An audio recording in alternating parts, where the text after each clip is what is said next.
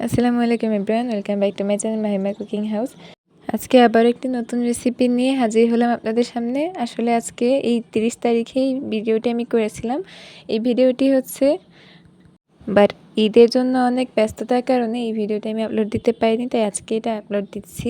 আশা করি আপনাদের কাছে এই চকলেট কেকের রেসিপিটি অবশ্যই ভালো লাগবে। যদি ভালো লেগে থাকে তাহলে প্লিজ কিন্তু লাইক, কমেন্ট, শেয়ার করবেন, আর সাথে সাথে সাবস্ক্রাইবটাও কিন্তু করে দিবেন।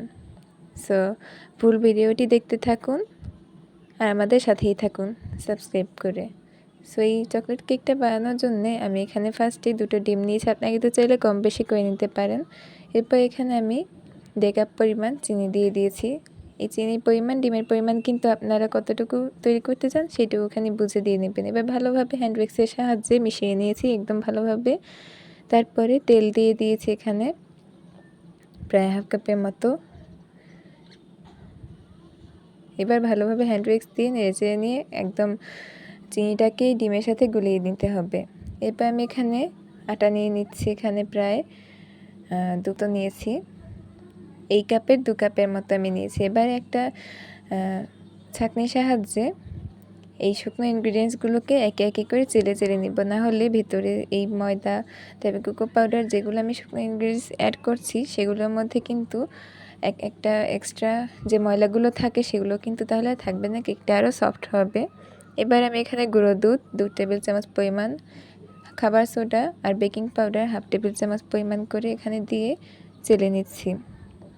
সবার শেষে এখানে আমি কোকো পাউডার অ্যাড করছি, এটাও একটু চেলে নিচ্ছি। দেখুন লাস্টে কতখানি ড্রাই ইনগ্রিডিয়েন্টস বেরিয়েছে, এটা আমি এখন ফেলে দিব। এবারে আস্তে আস্তে করে এটাকে মিক্স করে নিতে হবে। যদি আপনাদের কাছে এই ব্যাটারটা মিক্স করে নেওয়ার পরে মনে হয় যে একটু শক্ত টাইট হয়ে গিয়েছে তাহলে কিন্তু এখানে দুধ অ্যাড করতে পারেন। এবার আমি এখানে ভ্যানিলা এসেন্স দিয়ে দিচ্ছি একটা সুন্দর স্মেলের জন্যে। আমার চ্যানেলে কিন্তু একটা চকলেট পুডিংয়ের রেসিপি আছে, আপনাকে তো চাইলে সেটা দেখে নিতে পারেন। এবারে আমি একটা হার্ট শেপে কেকের মোল্ডে একটা পেপারে তেল ব্রাশ করে নিয়েছি। এখন এই ফুল মিশ্রণটা, কেকের ফুল ব্যাটারটা এর ভেতরে দিয়ে দিয়েছি। এবারে এর থেকে বাতাসটা বের করার জন্য আমি একটু ভেতরটা একটু ঝাঁকি দিয়ে দিয়েছিলাম, একটু ঝাঁকি দিয়ে নিয়েছি যেন ভেতরে বাবলসগুলো না থাকে। আর এখানে কিন্তু আমি একটা রুটি ভাজার যে তাওয়া হয় সেটা আমি এখানে আমি চুলায় যেহেতু কেকটা তৈরি করছি তাই আমি চুলার প্রসেসেই দেখাচ্ছি। এটা একটু প্রায় 10 থেকে 15 মিনিটের মতো প্রিহিট করতে দিয়েছিলাম। এরপরে একটা ঢাকনা দিয়ে ঢেকে এটাকে প্রায় 30 থেকে 35 মিনিটের মতো কেকটাকে তৈরি করে নিয়েছি আর কি। চুলায় ছিল এটা 30 থেকে 35 মিনিটের মতো। সো দেখতেই পাচ্ছেন কাঠিটা আমি 30 থেকে 35 মিনিট পর একটা কাঠি ঢুকে আমি দেখেছি হাতে কিন্তু লেগে আসছে না, তার মানে এটা আমার হয়ে গিয়েছে কেকটা। দেখতেই পাচ্ছেন। এবার আমি এটা কেকটা একটু হালকা ঠান্ডা হতে দিব। এখন কেকটাকে আমি মোল্ড আউট করে নিচ্ছি। হালকা একটু জাস্ট হাত থেকে সাইড থেকে হালকা একটু সরিয়ে দিলেই কিন্তু কেকটা দেখেছেন সুন্দরভাবে বেরিয়ে এসেছে। এখন পেছনের যে কাগজটা ছিল সেটা আমি সরিয়ে নিচ্ছি। কেকটা যেহেতু একটু গরম তাই আমার একটু উঠাতে লেট হচ্ছিল। সো দেখতে পাচ্ছেন কতটা স্পঞ্জি আর কতটা ফুলে কতটা মোটা হয়ে গেছে কেকটা। কেকটা কিন্তু খেতে অসম্ভব মজাদার হয়েছে। আপনারা কিন্তু চাইলে এরকম same to same rules follow করতে পারেন। আর আপনারা কিন্তু ফুল ভিডিওটা দেখবেন না টেনে, না হলে কিন্তু পরে যদি কোনো কিছু আপনারা অ্যাড করতে ভুলে যান নাহলে কিন্তু পরে আমার দোষ দিবেন যে এই আপুটা হয়তো ভুলভাল কেক তৈরি করেছে। সো দেখতেই পাচ্ছেন কতটা ফুলেছে, কতটা স্পঞ্জি হয়েছে কেকটা। খেতে কিন্তু অসম্ভব মজাদার হয়েছে চকলেট কেকটা। আপনাদের বাসায় যা চকলেট লাভার আছে, বিশেষ করে বাচ্চারা আছে, বড়রা কিন্তু আছে, তাদেরকে কিন্তু চাইলে চকলেট কেকটা তৈরি করে দিতে পারেন। এবারে উপরে যে অংশটা একটু বেশি ফুলেছিল সেই অংশটা আমি একটু সরিয়ে দিয়েছি আর কি কেটে। এবারে একটা ক্রিম তৈরি করে নিয়েছি আমি এখানে, ঘরোয়া পদ্ধতিতে একটা ক্রিম তৈরি করে নিয়েছি দুধ চিনি দিয়ে। এবারে এই ক্রিমটাকে আপনাদের যারা হুইপড ক্রিম কিনতে পারেন না বা যাদের বাসায় থাকে না অ্যাভেলেবেল, তারা কিন্তু চাইলে এইভাবে সহজ পদ্ধতিতে দুধ চিনি দিয়ে জাল করে একটা ক্রিম তৈরি করে নিতে পারেন। এবারে সাদা ক্রিমটা আমি উপরে সুন্দর মতো ছড়িয়ে দিয়েছি, আর ওই ক্রিমের ভেতরে একটু কোকো পাউডার অ্যাড করে আমি এখানে নাম লিখে দিচ্ছি।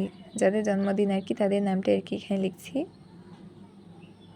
জানি না কতটা সুন্দরভাবে সাজাতে পেরেছি, কিন্তু আমি এই কেকের পিকচার যাকে দেখিয়েছি সেই বলেছে এটা নাকি বাইরে থেকে মানে তৈরি করিয়ে আনা, বাইরে থেকে গার্নিশিং করা। তারপর যখন আমি বলেছিলাম যে এটা বাসায় তৈরি করা হয়েছে, তখন তারা বুঝতেই পারেনি, তখন তারা একদম অবাক হয়ে গিয়েছিল এবং বলেছিল যে এত সুন্দর অ্যাড করেছেন, এরকম বলেছিল। সো আপনাদের কাছে কেমন লেগেছে অবশ্যই কিন্তু কমেন্টে জানাবেন। আপনাদের বাচ্চার জন্মদিন হলে কিন্তু এরকম একটা কেক যদি দেন তাহলে কিন্তু আর কোনো কথাই নেই, তাহলে কিন্তু তাদের আর কোনো কিছুই দরকার হবে না। আমি বিভিন্নভাবে কেকটা সাজানোর ট্রাই করছিলাম, সবশেষে আমি লাস্টে অন্যভাবে সাজিয়েছি।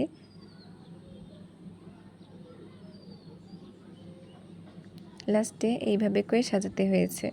সো এবার কেকটা কেটে দেখানোর পালা। যাদের জন্মদিন তারাই এখন কেকটা কাটবে।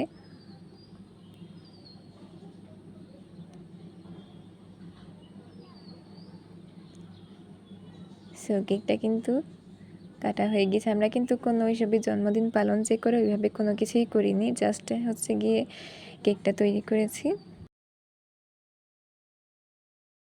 আসলে চকলেট কেক তো সবাই পছন্দ হয়, সবাই তো একটা না একটা উইশ থাকে, এর জন্য জাস্ট এমনি কেকটা তৈরি করেছি। কিন্তু তাই বলে যে একদম বড় ধুমধাম করে যে কেক তৈরি করে উইশ করেছি, পালন করেছি, এভাবে কিন্তু কিছু না। কারণ জন্মদিন পালন করা হচ্ছে গিয়ে হারাম, শিরকের মধ্যে পড়ে আর কি। এবার কেকটা আমি আপনাদের আরেকটু সামনে থেকে দেখাচ্ছি আপনাদের জন্য। কেকটা কিন্তু একদম সফট স্মুথলি হয়েছে এবং অনেকটা ফুলে স্পঞ্জি হয়েছে। এরকম কেক যদি তৈরি করতে চান তাহলে অবশ্যই রেসিপিটি ফলো করবেন এবং চ্যানেলটি সাবস্ক্রাইব করে আমার পাশেই থাকবেন। তাহলে কিন্তু এমন সুন্দর সুন্দর রেসিপি আপনাদের কাছে চলে যাবে আমি ভিডিও আপলোড দেওয়ার সাথে সাথে। সো আজকে আর এত কথা বলবো না, আজকে ভিডিওটা এমনিতেও দিতে অনেক লেট হয়ে গিয়েছে। সবাই ভালো থাকবেন, সুস্থ থাকবেন। এতক্ষণ পর্যন্ত আমার সাথে থাকার জন্য সবাইকে ধন্যবাদ। আসসালামু আলাইকুম।